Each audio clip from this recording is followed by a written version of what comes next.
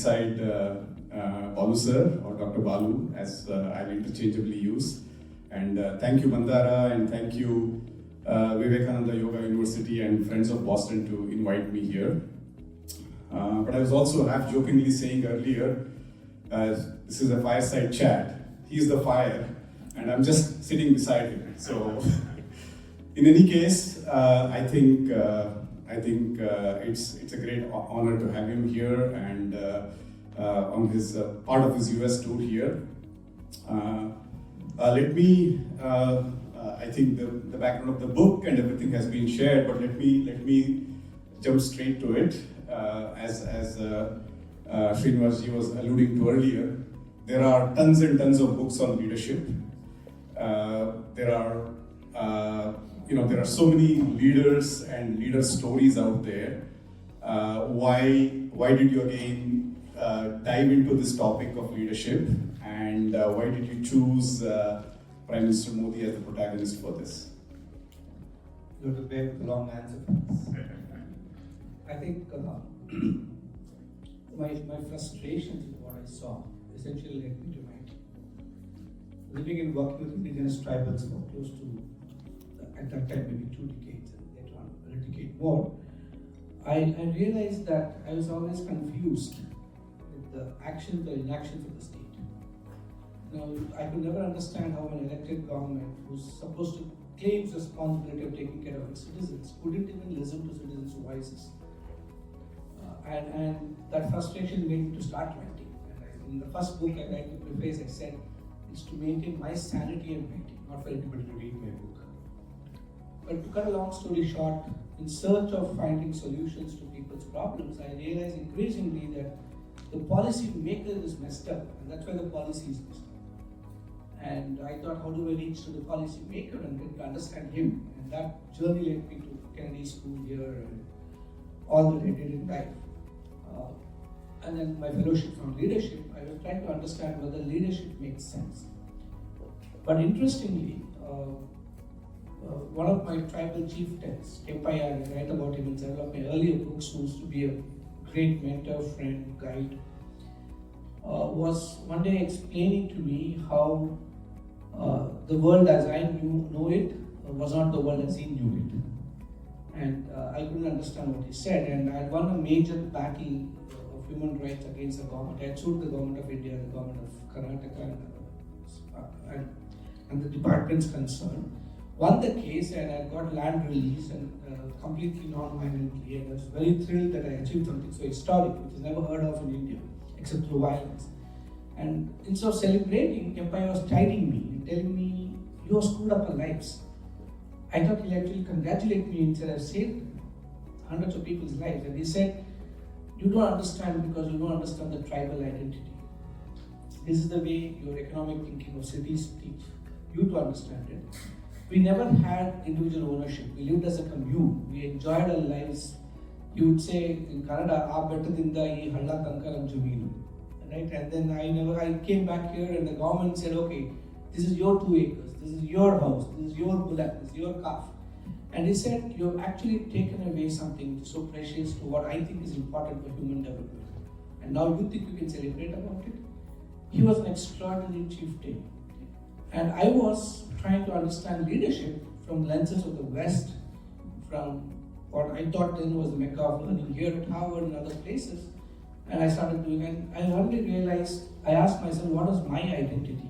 Born and brought up in Bangalore, was being an urbanite an identity, was being a physician, which is qualified to an identity, was living in tribals an identity. But what was my identity? And I couldn't discover that answer. So in frustration, I thought maybe my identity, the closest I could say was I'm Indian because of my passport. And I couldn't even see myself as a Bharatiya in the real sense. So I thought, let me first deconstruct this. So I started reading the Jataka tales, not the way we read Amar Chitra Katha comics. Today I think most of the Indians here who come to India, you think buying your kids comics and then you thought India to them.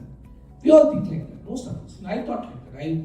My learning was Chanda Mama and Amar Chitra Katha. Then I realized there's much more depth and went into Panchatantra, even simple things like that. So profound, but we dismiss them off as stories. the Mahabharata, the Ramayana, and then I moved on a little more and looked at Upanishads and Bhagavad Gita and Shankara's works. And I realized it's so filled with wisdom. Our inability to understand the wisdom in this literature makes us dismiss them off as something ancient and out of place. They were so contextually relevant, they're so culturally appropriate. I thought I need to go deep into this. And that's when my journey 13, 14 years ago started into the research of all these works, but purely from a leadership lens. I never looked at it from any other lens. I really see, I don't see a distinction between leadership and spirituality. If you really truly appreciate leadership as an act of seva, I think it's so enmeshed with appreciating your personal evolution. What I said in the video, Atmano Mokshartam Jagatita. And so I started looking at it. But I did my research and I thought I should share it. But I realized that the amount of material I discovered, that one single exemplar wouldn't meet or fit all that I was discovering. So in frustration, I went to one of my gurus, Swami Suresh Anandji, who is Ramakrishna Order, is passed away now. And I was telling him, I was finding out so much, but I don't think I can put it all together. So I wrote another book, Leadership Lessons for Daily Living, of what I saw as ordinary people who have no idea of Indian history, Indian literature, in the Bhagavad Gita, but are living it. So we all talk about it, discuss it, have pravachans, but we don't live it most of the time. But these were street vendors, auto rickshaw drivers, and ordinary people whom I actually met, learned from, and I wrote about them. And I gave up the idea of saying that I will ever meet an exemplar. But my guru told me in passing, he said, I don't know much about all this stuff. You want to talk about Advaita, I can help you. You want to discuss Atmabodha of Shankara, I can talk to you. But leadership and all is not something I know. But then he said in passing, several decades ago, I remember my brother monks in the order, he was a pretty senior monk, so you could place this, told me of a young man who came to Rajkot, a man who came to Belur Math and said, I want to become a monk. We didn't encourage him, and finally the then president of the Rajkot Ashram, who later on became the president of the order itself, told him that your destiny is something else. Your destiny is not monkhood, your destiny is much bigger. Leave. And that man is Narendra Modi. Why don't you go understand his life? He's the chief minister of a state today and write about it. To me, it sounded so difficult. Chief minister, I'm in rural Karnataka, in Mysore, in the forest. How could I write about it? But I think destiny has got its own way of working. 3.5 years ago, I was appointed by him as a member of the Capacity Building Commission, which reports to him, and therefore gave me a chance to engage, interact, watch him in action, understand from him what he does and thinks. And I suddenly discovered a lot of what I wrote was something he was embodying. And I keep telling this, in our country, typically when you talk about somebody who's extraordinary, whether it's Mahatma Gandhi or Baba Ambedkar or Sardar Patel, the simplest thing we can do, or even Purandar Dasa, and extraordinary people like this, the best way you can do it is if you can't live their lives, put them on a pedestal, make a statue out of them, worship them, and then say, I've done my job. We have a Jayanti for it and that's it. So it's a proxy for not living their lives. But here was somebody in flesh and blood who was a young man selling tea on the platform of a railway station, negotiates the complexity of Indian politics, the noisy Indian democracy, if you can call it that.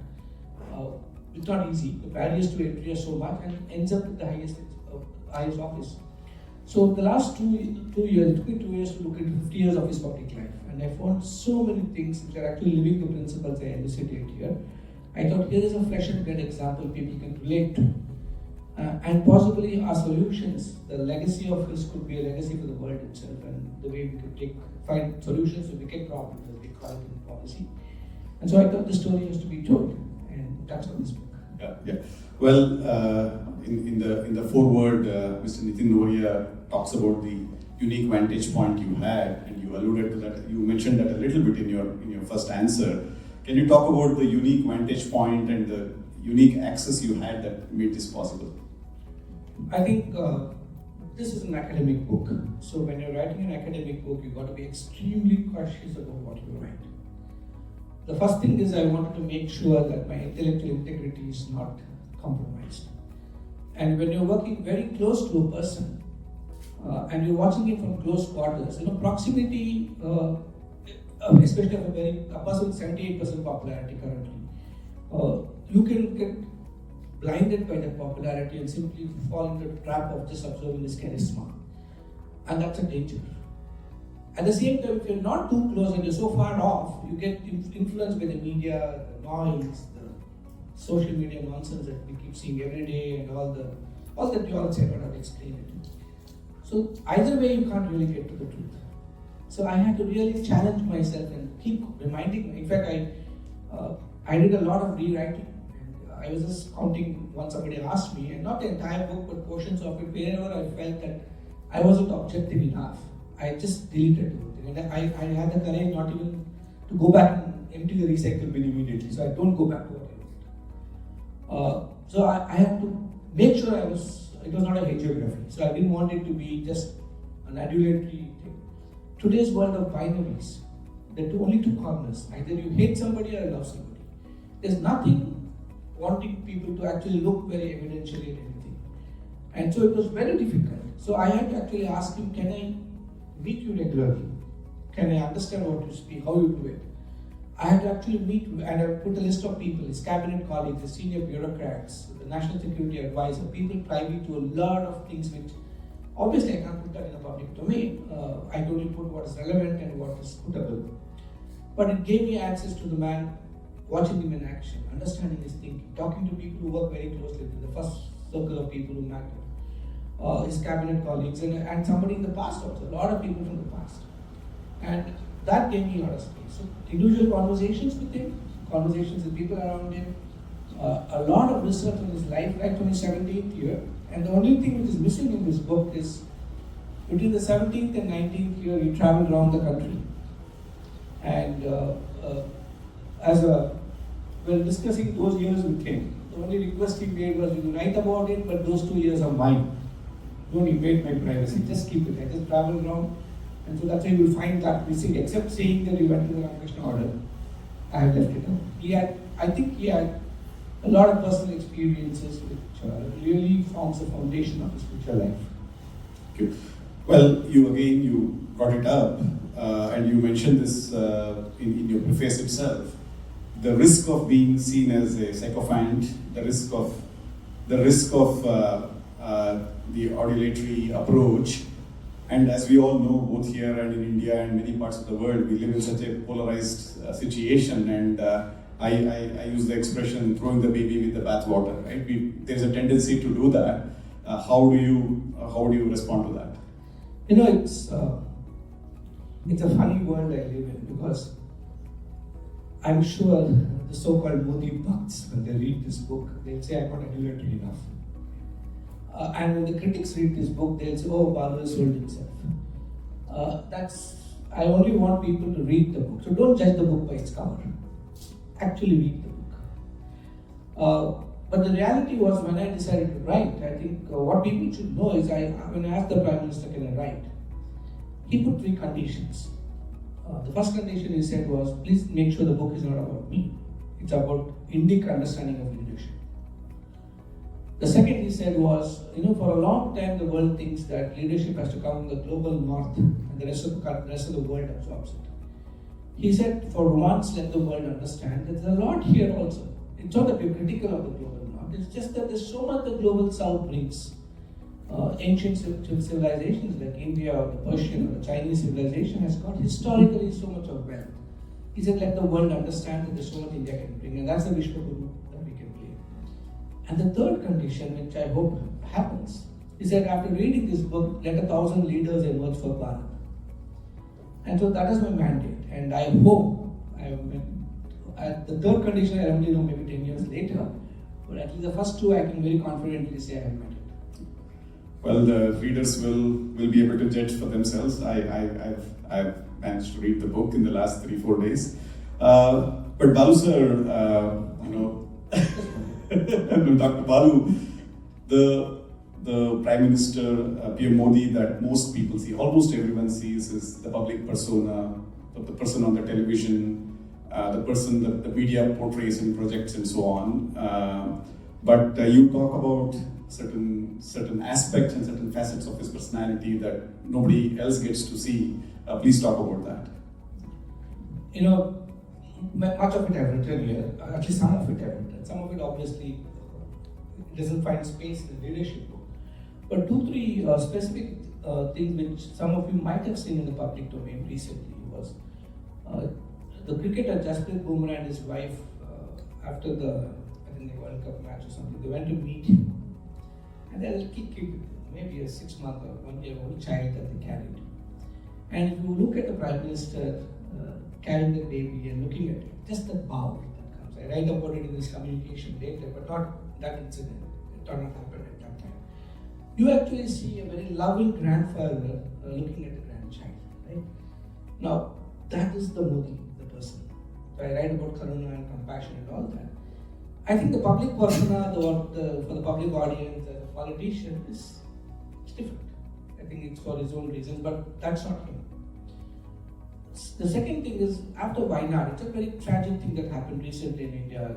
It's a tragedy for the whole country, not just for Kerala. And Prime Minister was there and he was meeting a family which had lost everything. You just imagine a house falling down, you can rebuild it, but the very land on which you are sitting gets washed away. There's no more land there at all. What do you do? And the mother and the child on the bed, and the Prime Minister patting the child. You could actually see the emotion of a father or a grandfather or a head of the country communicating hope, courage, support, and I am there, don't worry. I think these are the softer sides of it, the feminine side, if you can call it. I know it's in today's world of political correctness, that may not be the right thing, but the motherly side of the Prime Minister. But more importantly, one incident I write here, his concern, and this I can talk about personal experience. Now, whenever we from the commission present to him, take things to him for his permissions or approvals, he is very clear. He says, don't give me all these high-conduct theories. Don't tell me at 30,000 feet what you do and how we're doing it. End of the day, what is a delta on a citizen? By doing all this, how does a citizen benefit? His concern is Antyodaya. How does the last man down the street get a benefit by your work? So constantly challenging everybody. In this case, I write about the Niti Aayog CEO when he goes to talk about the Vishwakarma scheme and how concerned he was about the disappearing artisans of India because of this mega onslaught of the corporate. You have to take care of the corporates too. You can't say you don't need them. But the reality is they're eating away millions of jobs overnight, right? How do you sustain this? How do you balance this? And his concern for that is what led to the Vishwakarma scheme. And that side of him. So I want to narrate an incident which I have not written, and I have his permission to say this. He was visiting Chennai for a university convocation. The Anna University is one of the largest universities of India, and obviously university convocation with Prime Minister attending the SPT and all that. They have a very rigorous protection for security for him. So only some of the graduates were in the hall, and he asked the Vice Chancellor, "This is the largest university, but it doesn't look like all of them are in this hall." And then the Vice Chancellor said, "Sir, your security will allow this much." So they're all sitting in different rooms watching on television. And he's so polite, he didn't disrupt the event, he allowed the event to conclude. At the end, before the vote of thanks, he tells the Vice Chancellor, "Can you help, do me a favor?" This is what the Prime Minister asked her, he doesn't direct him. He said, "I would like to visit the other rooms where the students are there. Can you just ask them to stay back?" He goes room to room, meeting these 10 people, standing on the floor or standing on a desk or a chair, sitting with them and talking to them. And then he was telling me, "I'm sure," and the media didn't know this. He said, if the media noticed it, they will say, "Oh, he's a politician, he'll do anything for votes." And he himself telling me this. And he laughed and said, "But you know, in that state, anyone will vote for me, so it doesn't matter." And then he looked at me and said, "What people don't understand is everybody keeps asking me, how do you work so hard? How do you work such long hours? Where do you get your energy from?" He said, the simple answer is, it's events like that where I can meet the youth of this country, where I can understand the pulse of their aspirations that drives me for Vikasit Bharat. That's what gives me the energy. So I went for my own selfish reasons, that I wanted the energy from this youth. So I didn't go for any tamasha or showing off, I just went to recharge myself. Now the Prime Minister of a country saying this shows the side of him which is real, which is humane, and which is the real personality. And the sense of humor which you also mentioned. In the introduction, Srinivasji talked about this aspect of what I also saw very vividly come through in the book, which is the marrying of the Indic principles with the Western concepts and the frameworks, and rarely have I seen anyone who, you don't dismiss the Western frameworks, but you really brought it down, brought it in, and from Daniel Gale to Viktor Frankl to all those ideas, and you have wedded it with the Indic principles, how you have woven in the Gita and the Upanishads and Arthashastra and so on. I think that's one of the very unique aspects of the book, which I would like you to share a little more. As I was doing my research, actually, the reason why the title is not just sort of communicating a very deep principle, it's also something which is invalidating something which I read. During my literature review and the work, there's a very famous book in public leadership, and most of the public leadership students read it. It's called The Myth of a Strong Leader. It's by Archie Brown, and he looks at 5 global leaders, mostly the global north and Russia, put together 5. And he says it's a myth, you don't have a strong leader at all. And I was confused because we see Gandhi as a strong leader. People even see Prime Minister Indira Gandhi was a strong leader. The same we see Prime Minister Modi as a strong leader. And so you ask yourself, why is somebody not saying they can be a strong leader?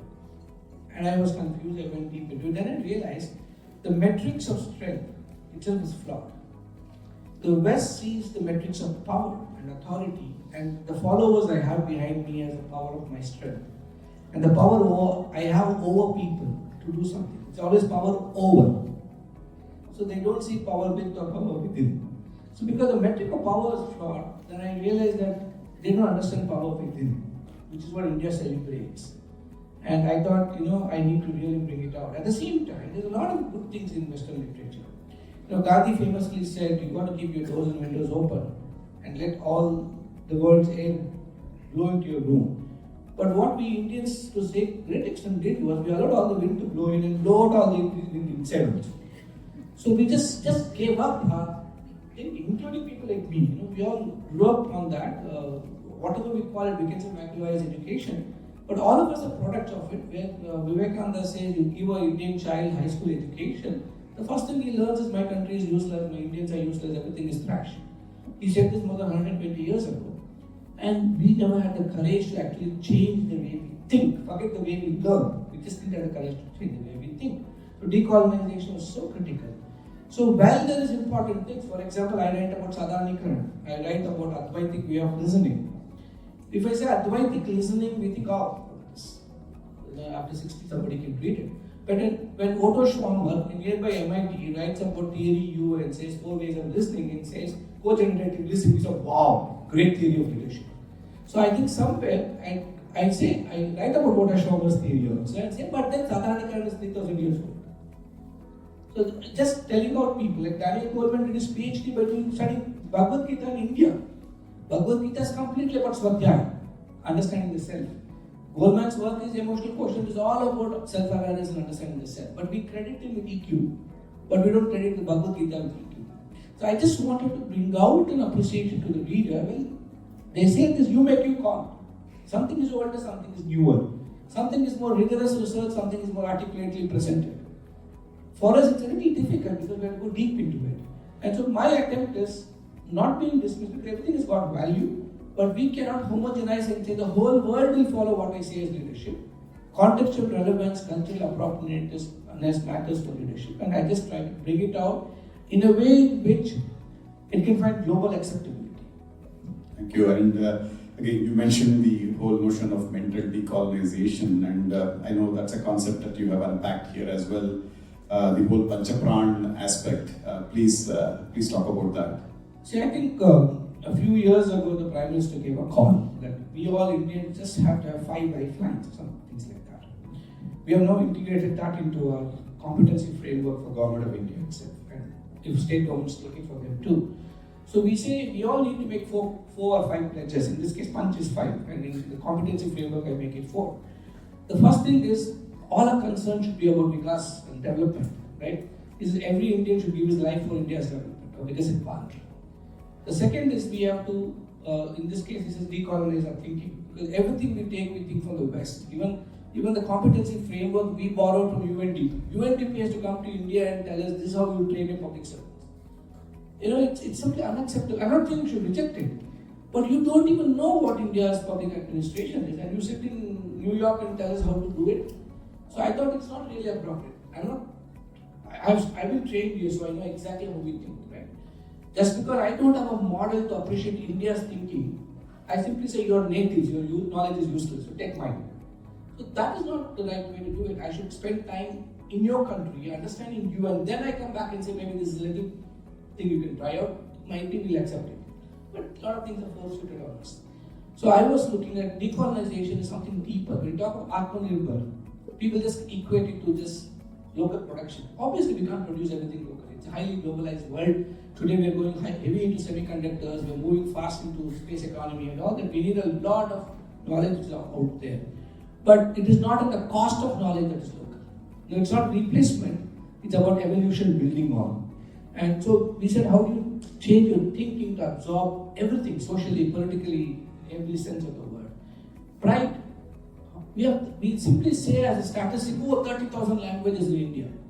We have at least 10,000 languages spoken by more than 10,000 people at least. Each, as a language to be considered a language, at least 10,000 people should speak it. We have 10,000 like that. But then how many of us know our languages well? Like I was trained to think in English. When I started writing in Kannada, I had to actually in my mind translate and write. Now I become better. Good, bad, I don't know. But that's the way our education system groomed me, and it took me a while for me to understand that. So all that is part of that. So taking pride in Indian stuff. Just because it's Indian, it can't be nasty or useless. There's a lot of trash in our past.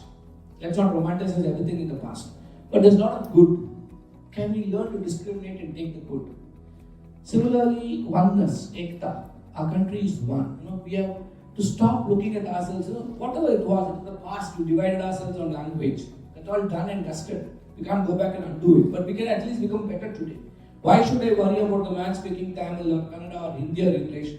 We all respect each other and say it's one country. And the ekta is part of Panchkuran. Prime Minister says that. So I think it's a combination of all this oneness, pride, and more importantly, the last point he says is we have all built the model of rights-based thinking. Everything has to come from the West. Human rights, the West will tell us. Mrs. Roosevelt will tell us what the world's human rights is. WTO, the Americans will tell us what the World Trade Agreement should be. I think we have all moved into a rights-based thinking. Democracy, the definition of democracy by some private foundation and we give definition for the whole world. So we have been democratic for a long time. So we are now saying, move away from a rights-based thinking to a responsibility-based approach. Kartavya. Everybody is responsible for this nation's progress. You, me, government, private sector. And that is what I'm trying to do. Nice. Again, you quote leadership expert Warren Bennis, and I really like this quote. Charisma is not the cause, but the consequence of effective leadership. I think we all get carried away by the charisma, thinking, it's the charisma of this person. I think this distinguishing between the leadership and how the charisma comes from the leadership and not the other way around. I think in our description of evolving of spirituality, whether it is Patanjali describes how to distinguish a person who's on the path, the sadhak who's actually accomplished in his sadhanas, or Vivekananda writes about it. He says as you progress, obviously a lot of siddhis will gather, but we get enamored with the siddhis. But he says there's a special ojas that will develop, a tejas inside you. And it's remarkably explained. A man who's really looks like a very simple guy, you don't really credit him with a lot of knowledge or something like that, but he starts talking, you're mesmerized by what he says, and you don't understand how. It may not be flowery language, it may not be flowing oratory, but it's got some magic in him. And Vivekananda says that magic is the tejas that you see because of spiritual evolution, power within, the reflection of power within. So I think a pretensive charisma can get easily exposed. Today, especially I know because in Kennedy School people would spend a lot of time training us. How do you speak? How do you communicate? How do you do a campaign? How do you get elected? How do you do policy making? And we're all trained in that. We are trained to pretend to be charismatic or to communicate charisma in a language. But to be charismatic is different than showing to be charismatic. It's completely different. So to me, the first one is an act you do when you're under observation. But the second one is always that, whether you're alone or nobody at all. And that is the charisma, right? Well, the other concept that stood out and struck me was this whole notion of information asymmetry.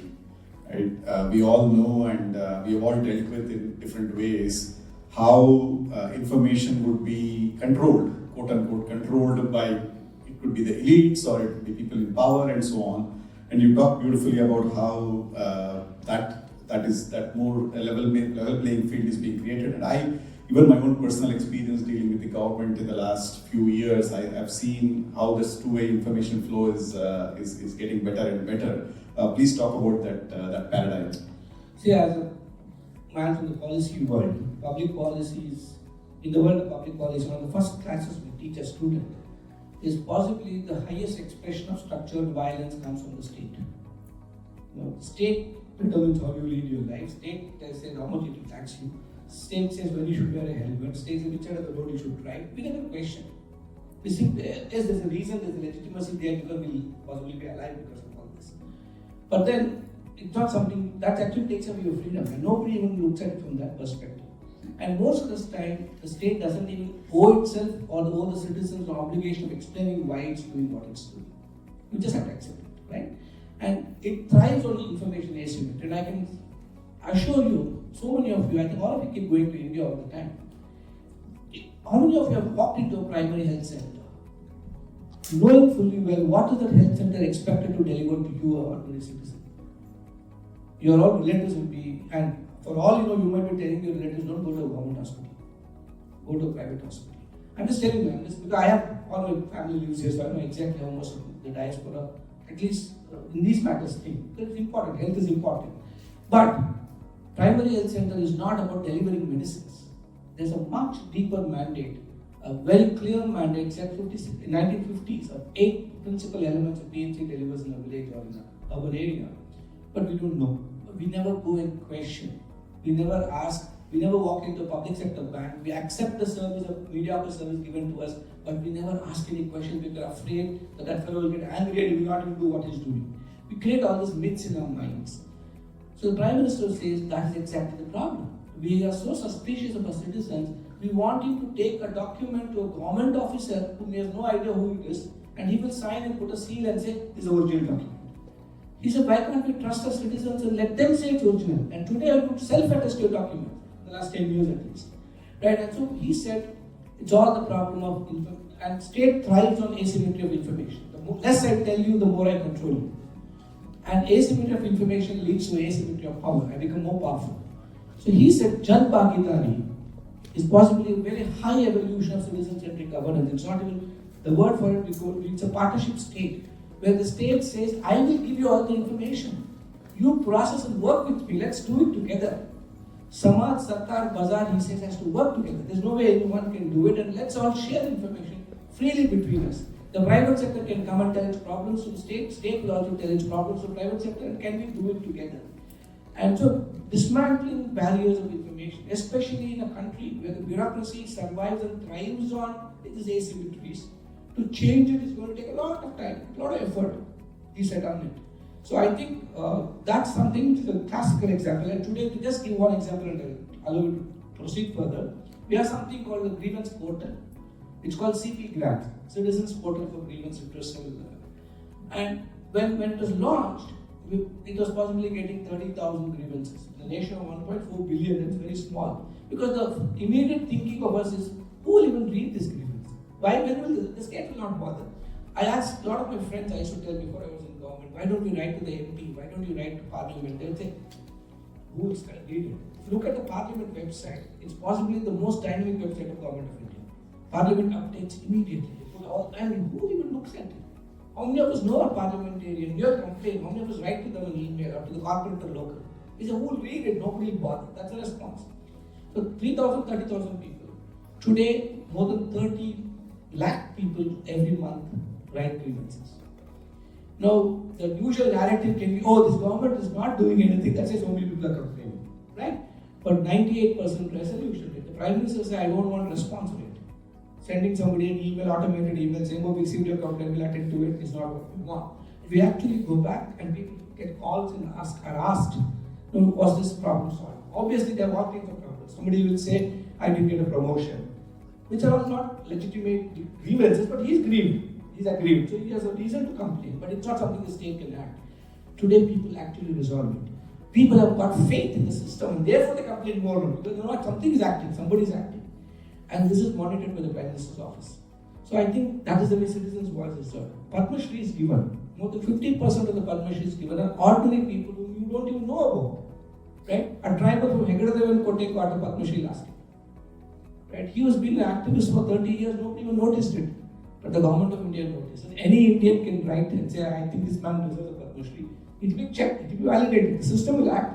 But you don't have to apply and say, I need and damn good. And the lobbying and all is gone. You deserve it, you will get it. And ordinary people get it. So I think that way there's a two-way communication happening. From MyGov to Prime Minister's Manki Baat to all these are small attempts which I describe about. Well, I know the audience will have a lot of questions. So I'm just jumping forward to the section where, your section of Vision Beyond Borders, and you talk about the role of the diaspora.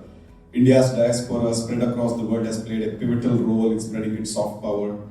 Individuals of Indian origin have excelled in various fields, from business to politics, and have acted as cultural ambassadors, forging deep connections between India and their adopted countries. So, we have an august gathering of the diaspora, successful diaspora here. Everything I've written is true here.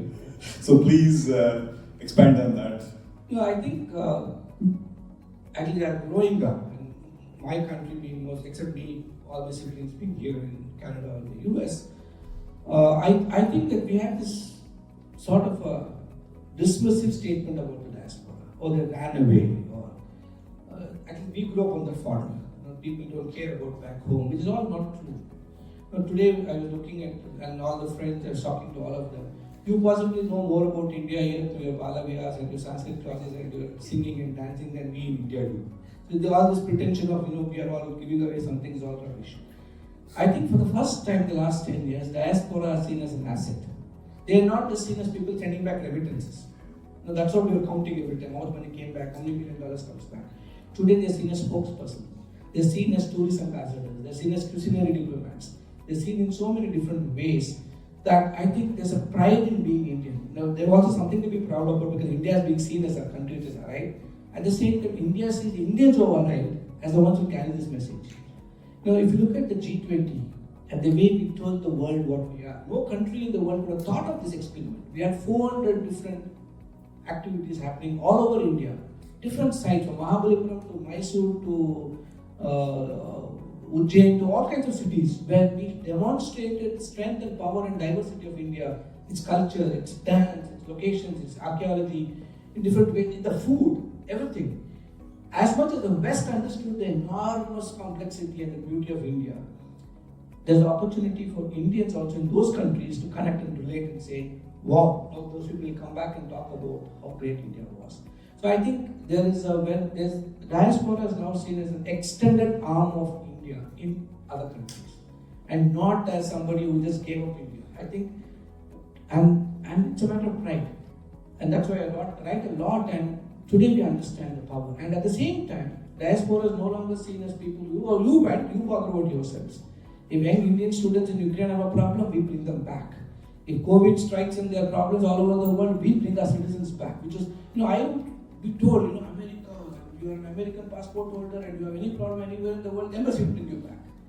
Today we can say with pride, India will bring you back if you have a problem.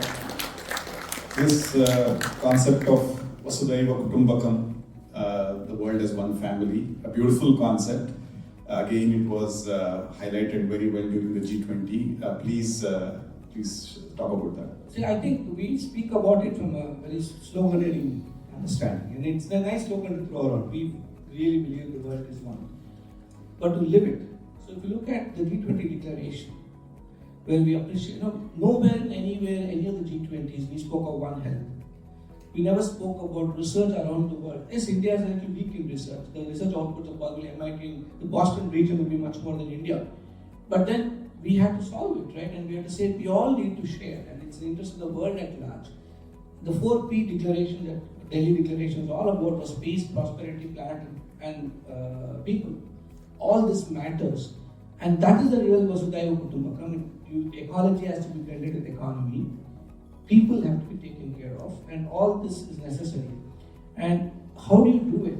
India demonstrated it during COVID. 40% of the vaccines produced in India at a time of crisis, when we also needed the vaccines. Vivekananda says charity is not just about the right hand giving, left hand not knowing. Charity is when you give, when it starts hurting you also. And you don't complain about the hurt, you just give. That is charity.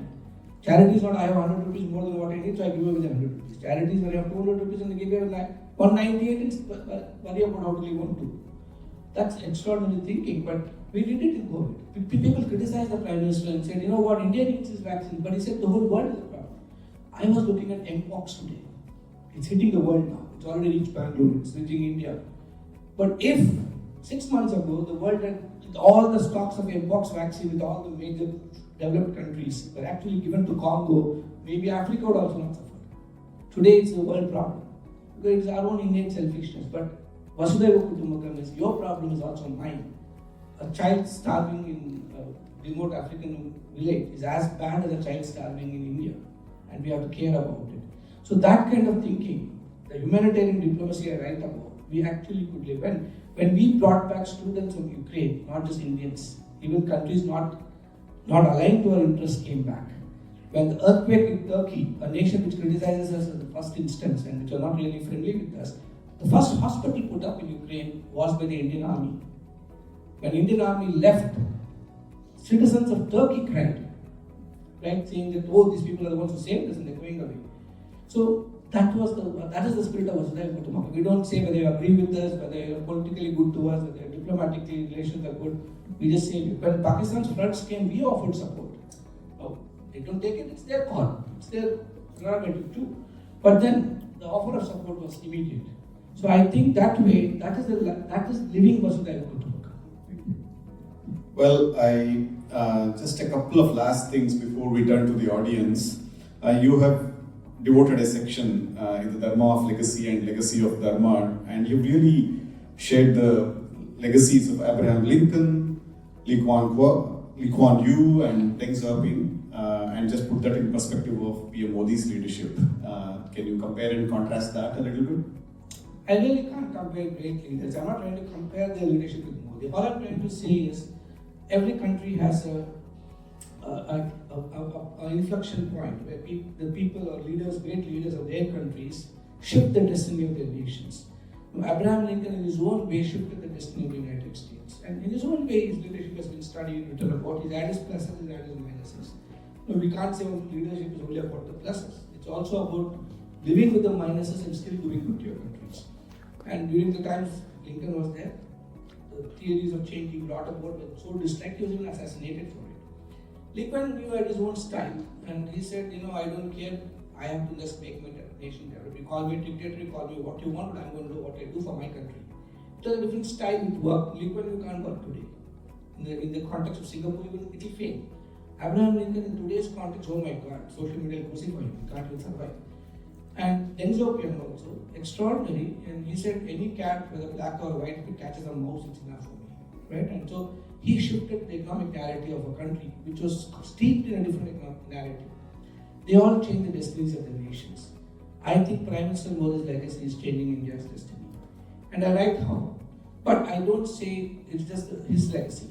Right? The legacy of the Dharma of legacy is today we will have a legacy behind. And is it the personality, the person, or what he believes and stands for? I write that. But more important is the legacy of Dharma itself. Artha, Kama, Moksha, Dharma, the Purusharthas, and how that is the solution for today is what I try to explain how.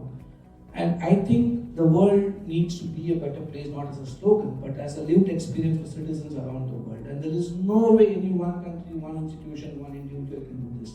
It's a collaborative process of leadership across the world that needs to actually bring this on. And so that's the legacy I write about. And Dharma not from a religious lens, from a righteousness lens. I have to acquire wealth, but can capitalism be ethical and compassionate? I have to worry about the planet. So how do that's what sustainable development is all about. Only Dharma can ensure that. And all this should be not for me, but for the other. So Atmano Mokshartam Jagatitaya.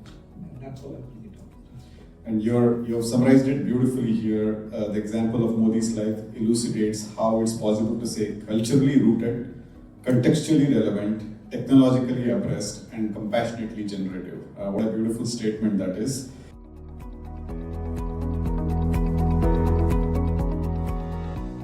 Please state your name and. Hello, good evening, Balu sir. This is Kalyan. Namaste. Thanks for writing such a great book. Your close proximity to Prime Minister must have given a unique perspective on his leadership, which could offer readers valuable insights. So, given the potential for differences in personal beliefs and leadership styles, how did you navigate maintaining the objectivity in your portrayal, especially when these beliefs might conflict in conventional leadership expectations? Possibly I explained it earlier too, like when you are very, very close, it's like a small pebble. When you get close to your eyes, it can block the vision. At the same time, when you're too distant, there's too much of noise in between that can also distract you. Filtering it out, I decided that until I could see any information, my researchers, I had a team of 6 researchers supporting me for 2 years, the last 2 years, or not before. I finished the book last December, so 2 years before that. So any material that came up, I would every week I would have a very, very rigorous review with my researchers, and we would pick up a lot of material. In a noisy world, we don't know what is fake, what is real. And today that's a challenge, and so data checking is not easy. So even the data sources themselves seem to be false. So we had to go back to the root, and it was very expensive, very painful, and I had to be extremely cautious for 2 reasons. I am politically agnostic, but I love my country a lot. So I really wanted India's leadership to come out. But since I work for the man, I can be easily dismissed off as a sycophant. Right? You know what, this guy, let me say the same thing. And maybe they'll say that I'm lobbying for some post. I already have a post. What more lobbying can I do? So it was extremely challenging for me. I not only have to, it's like Caesar's thing, like I have to really seem to be what I am also, not just what I am. So I would spend a lot of time validating everything I discovered through some other source. Not necessarily the Prime Minister, not necessarily his team. The third I did was I would really look at triangulating information. So it had to be, and in India we are very weak in documentation. If you look at the RSS, they don't celebrate the work of pracharaks. And Prime Minister Modi's initial days was a pracharak, like the Morbi floods. Getting somebody to say that actually I had evidence that Prime Minister Modi carried dead bodies, and then for the burial and funeral, cremations, etc. During the famine of Gujarat, I had to actually talk to people who were recipients of the way he talked, and fascinating experiences I write about the lorry drivers and how we managed the real collaboration. But to validate that meant actually tracking back people, and it is not going to be easy, because if I have to write something, I have to stand by it. I can say this much today with complete confidence of a researcher. Everything I've written, there are a lot of things I've not written, obviously it's my call, but everything I've written, it's validated. I can stand by everything. And it's like that's why I've given a 50-page. It is more not to convince me, but to convince the reader. The book is only 251 pages. But 50 pages my research notes. There are actually more research notes I didn't want to burden you. It can't be bigger than the book. And the glossary of terms, obviously, because Sanskrit can be seen and interpreted in different ways, so I've given my interpretation. But a heavy bibliography is a burden that you can want to go through, you can go through, it's your call. But you don't have to go through. If you trust me, fine. The 251 pages is enough. If you don't trust me, go look at the bibliography. It's hard work, but it had to be. It is what it is. Thank you.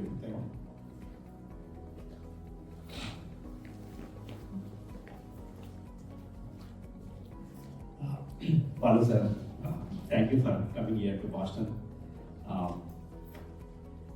There was a saying some time back, if you are an Indian, you cannot become CEO of any American company. But today, the tables have changed. If you are not an Indian, you cannot become a CEO of a company.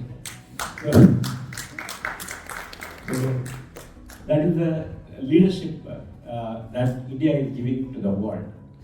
So how can this go to the next level with leadership style of Modi? Where do you see this going? I'm surprised to see the potential, but I think this is just beginning. What is your opinion? No, I think for a minute let's not personify it. Let's just look at the leadership. To me, beyond personalities, etc., the model of leadership is what I'm trying to ask people to look at. The Bharatiya understanding and appreciation of leadership. Very critical is the West celebrates being the leader. And that's possible, they thought it's very nice, but we celebrate the exercise of leadership. It's a huge distinction. The West celebrates articulation of the self as a man out there with all the charisma he can carry. His identity is validated only if he's got followers behind him. If I don't have an expression of authority over my followers, I'm not even respected as a leader. The West celebrates I being seen to be doing the work. I solve this problem. I'm going to fight climate change. Whereas we say the focus is on the work at the center. It's not about I fighting corruption, which we saw in India, but it's about the corruption being fought. There's a very big distinction between the two. So I think that is the model I'm trying to say. The Vedantic appreciation is not celebrating the expression of ego, but the sublimation of the ego. It's not about me, it's about the work. It's not about me making the world a better place, the world becoming a better place. And that is the leadership model we need to take to the rest of the world, because that's what matters. Everybody has got a huge potential dynamo inside us, awakening the power within and learning to express it. So to me, it's not about being a corporate CEO. So what? Making much more billions for the world is not changing the world. Being the leader that you have to be for yourself on an everyday basis. Can you practice Indriya Vijaya? Kautilya says it so beautifully. To be a ruler, you've got to be Indriya Vijaya, the Indian Victoria. This control of sensuality, sublimation of ego, drowning your aham in the service of the other. Can you really celebrate divinity by serving the other? That is the model we need to take to the world. And to me, we need to bring it back as narratives, mainstream narrative. We've got to bring it back as discussions in business schools. I'm really proud and privileged that Nitin Noria was the Dean of the Harvard Business School. Found it necessary and important for him to write the foreword for this book. Now, he's also a great intellectual with his own success stories and enormous achievements academically. For him to write, it's not just going to lend his name, he's going to definitely know what is. And he started with the Vedic quote. Right? And so I think it's time we make this the narrative of the world, not because it's India's narrative, because the world needs it. So whether it's a social sector institution, whether it's a philanthropic institution, whether it's a corporate India or corporate world, or whether it is public leadership in the political space or in the bureaucratic space, we need to get this nisvartate into our thinking. Vivekananda said the national ideals of India should be Tyaga and Seva. That should be the ideal at a personal level itself, right? Just nationally for India. If every one of us start looking at it, and like Gandhi said, if we can learn to dissolve ourselves in the service of the other, I think that is the leadership the world is hungry for today. Everybody wants it. And more our DNA starts reflecting it, we get positions also. So the positions are reflective of this hunger, which is being met by these people who are rising to the top. But here and there, and I think the world is so obsessed with the corporate world that we think only people are climbing the ladder there. People are climbing the ladder in virtually a lot of things. And we need to celebrate it. Even the small farmer in India who's having the conviction to be different, or the child in a school who challenges his teacher and decides to be different, is also leadership.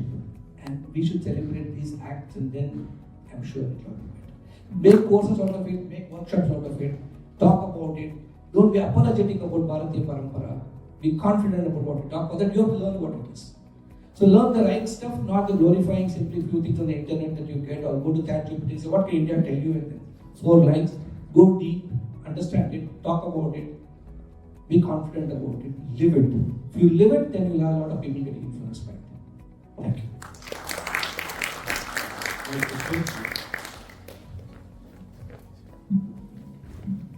Professor Baruch, and thank you very much for your book.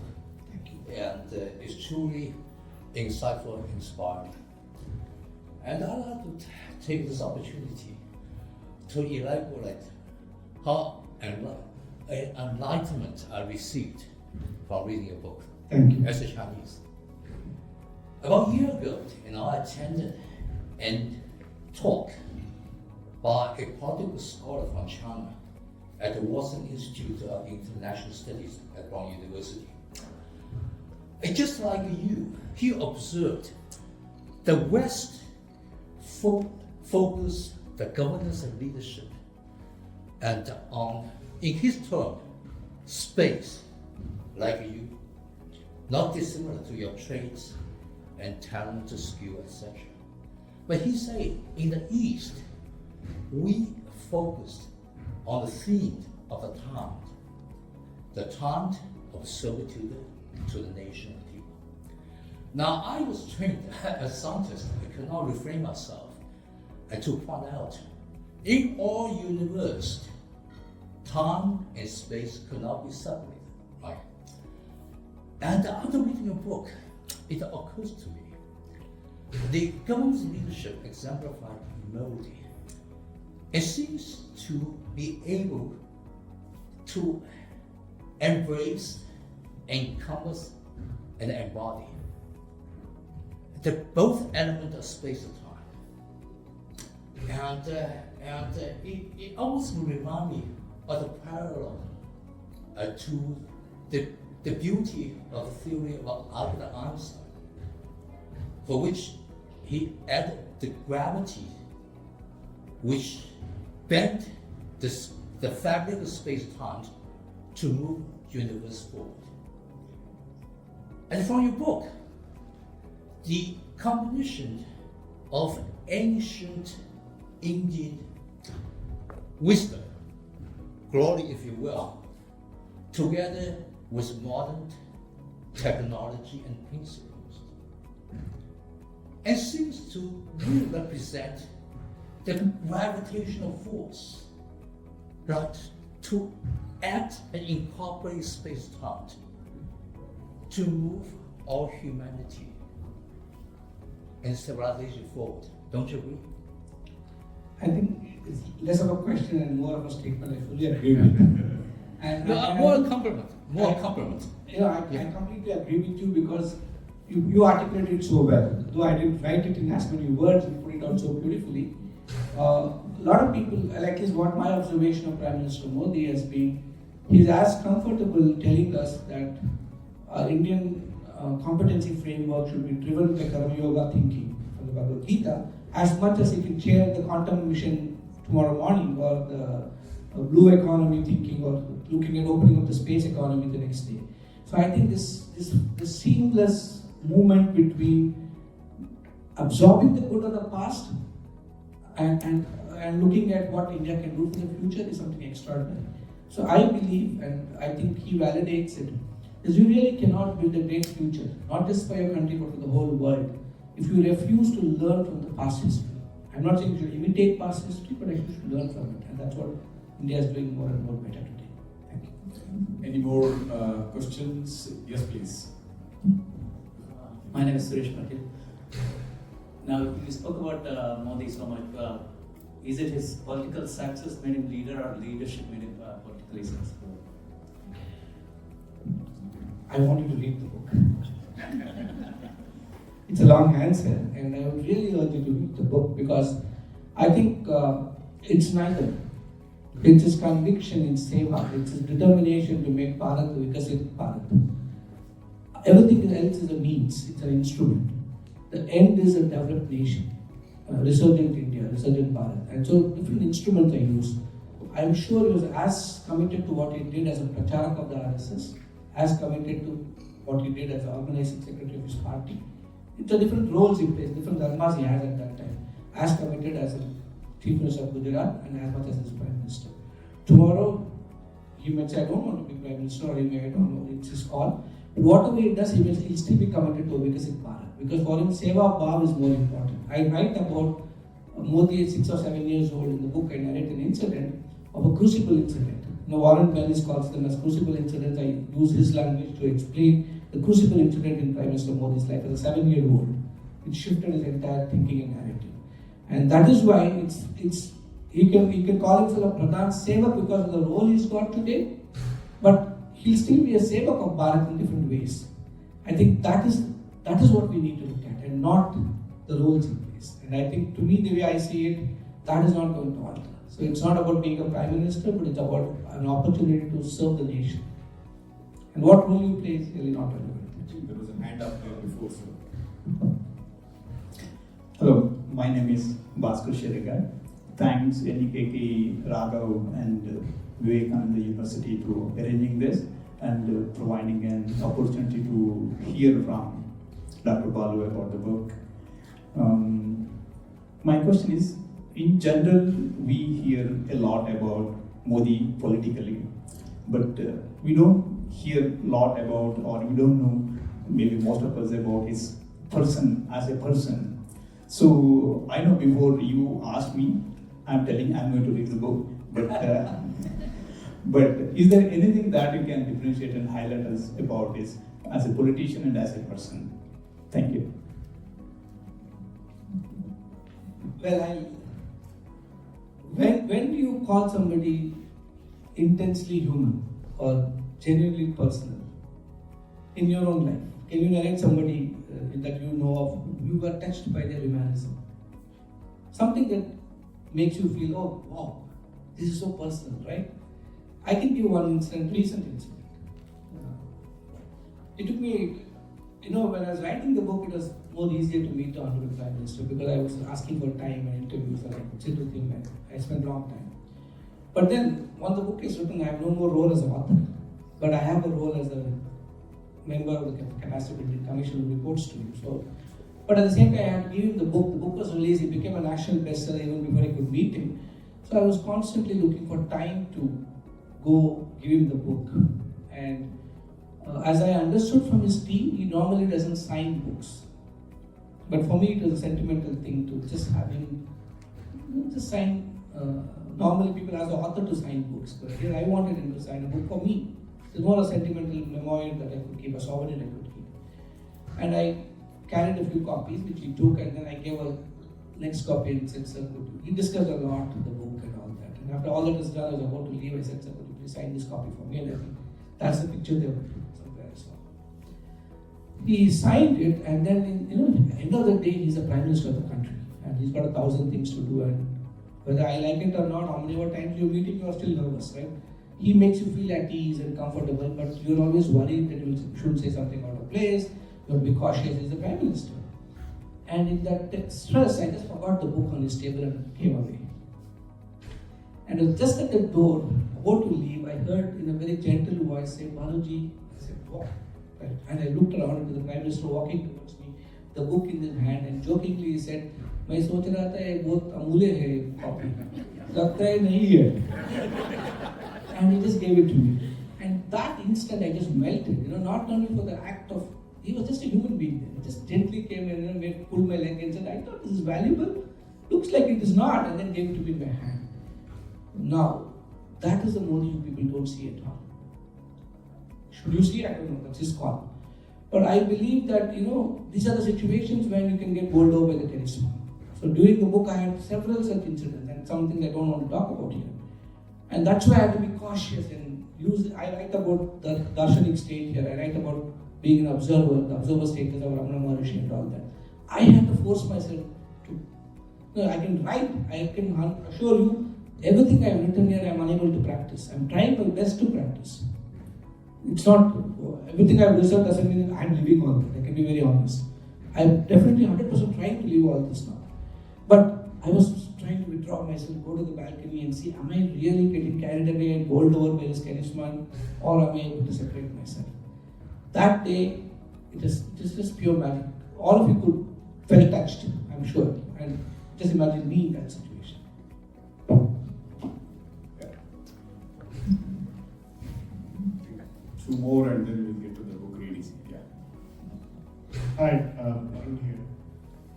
So I have a question, and the way you want to word it is like most people, especially successful public personas, from what I've read, have this kind of inner fear of like what kind of legacy are they going to leave. So speaking about Prime Minister Modi, from your interactions, right, because he ultimately is also a political person, he could be replaced someday, right? How does he see his vision being carried forward? So, because it's not something that might translate, all his goals might not get translated in this lifetime, but how does he see that be taken forward? Thank you. It's a good question. I should be honest in saying that I have not asked him that. So I don't think I can answer on his behalf, but I can make an intelligent guess. So you should always take it in that spirit, because since I don't have any data, I'm just saying from what I have seen. And I may be completely wrong in this also. So it's just my interpretation. The more I see him living the moment here and now. So that's why I write about the power of now and Eckhart Tolle and his work, and how, and that is a real space, that's a real community we are looking at it. Neither burdened with the past nor worried about the future.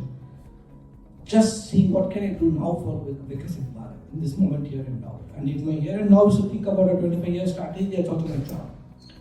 So, well, I've not directly questioned him, but what I've seen from him is about his ability to stay in the present in a very equipized way. And therefore, his legacy, if I can say, the way I understand it, would neither be the parliament that was built or the temple or whatever all people say, but I think would be, this is again my interpretation, the fact that we can actually have the audacity to believe a Viksit Bharat can happen by 2047. There's a newfound confidence in the nation and in the world at large amongst Indians that we can actually get there. Now, whether India is perfectly clean about Swachh Bharat or not, today we can say we are trying our best to keep it. At least we have fights on the streets when somebody throws a paper and says, how dare you throw it? Which is never in the past. At least now that's an improvement. Somebody will remove the paper tomorrow. So I think this newfound identity, this newfound understanding of things Indian and newfound appreciation of all this could sort of have a spin-off effect into and roll down into a lot of things. You know, if somebody had conceived 25 years ago that the semiconductor thing is so critical for India, maybe we would have also been equally competent as Taiwan today. But it's never too late. Today we are talking about it. Maybe 25 years we don't have to wait, we'll catch up faster. If somebody had conceived the power of India's space earlier and opened it up to the private sector and said space economy, today we have just within a year close to 150 startups in the space sector alone. Young Indians who said, I will not go abroad, I am going to be back in India, set up a company that's going to work on space. And they are actively participating. Right? So it's the change and the confidence that the youngster has in a completely new area, frontier technology for India. You can always say it's not frontier for the world, but it is frontier for India. Today we're talking about designing and developing a commercial aircraft. Right? I don't know how many of you have heard of Tata Advanced Systems Limited in Hyderabad, a factory. It supplies to Boeing and Airbus, both with zero defect supplies for the last 5 years. They are putting up the fuselage for Apache helicopters, which goes around the world. And Boeing sends it back to India after putting the avionics in it. Maybe sometimes we will have our avionics also. Most of the people employed there are not engineers from our IITs and NITs. The second generation kids from rural India. You should go visit. I visited and talked to those kids.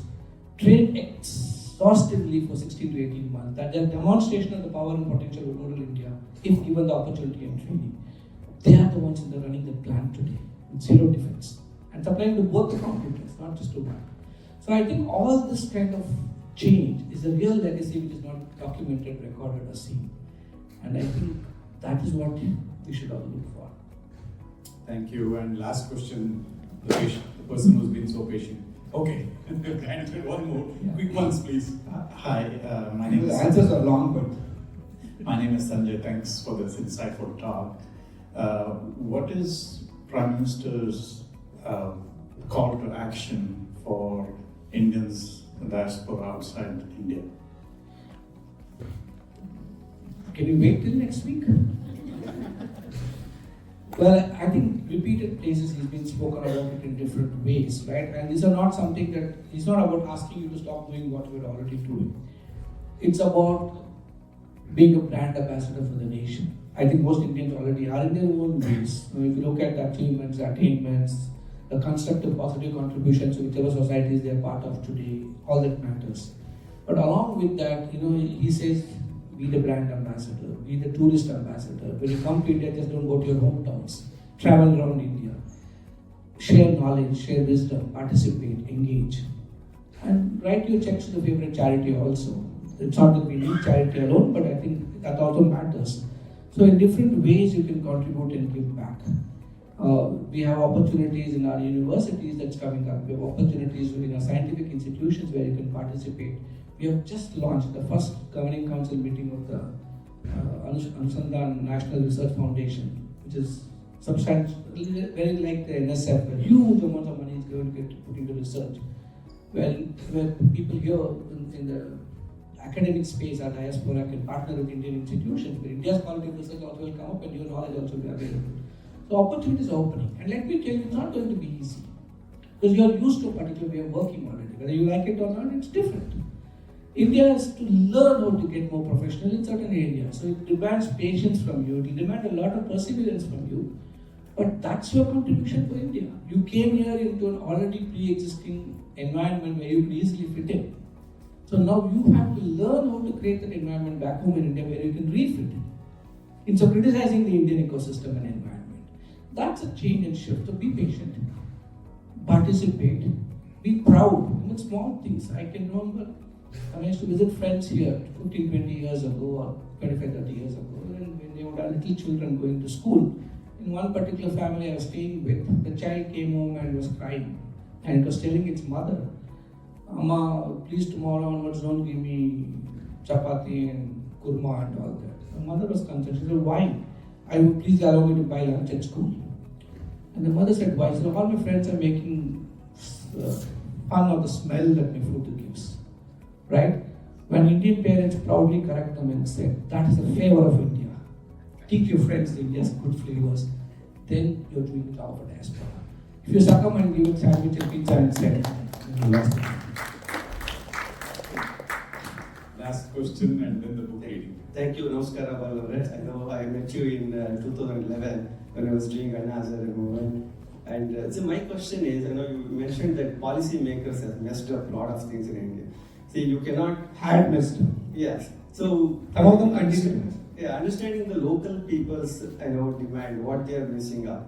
Based on that, you need to make the policy. Not somewhere sitting in Delhi or even New York, you make the policy and you enforce them to follow that. So is there any hopes for, that is the one major drawback in India, I think, in the way they think in leadership. Is there any hope for that to change in the future? The change is begun. That's what I was trying to explain in my book. I talk about Jan Bhagidari and the change that is begun and the different instruments of change. We are actually training government officials how to work with citizens, how to work with civil society organizations. There are structured training programs that we are rolling out, enormous numbers. The world's largest learning management system belongs to the government of India.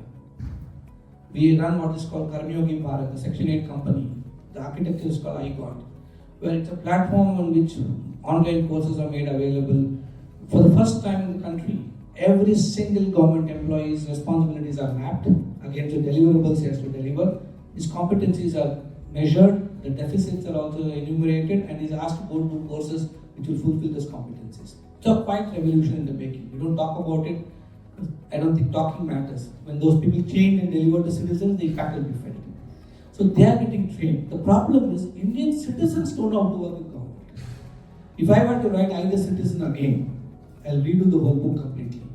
I was always, as a civil society activist, blaming the government as not being ready to listen to citizens. Now I think citizens love to be parasites. They don't want to take the accountability of being partners. Partnership is responsibility on both sides. It's not easy. And we need to train them. So I think it's not a battle where government, state, citizens, etc. We have to walk this journey holding hands together. And that is the new model India is trying to bring in. That's the model of Jan Bhagidari. We are not there, I know. But are we 100% serious about doing it? Absolutely. Will we make it perfect? I don't know. But maybe it will. And this is where people like you, when you come back home, drive home the point that we don't just look for the 2,000 rupee dole or the free 10 kg rice, but look for the skills that we can contribute by building our own lives and the nations.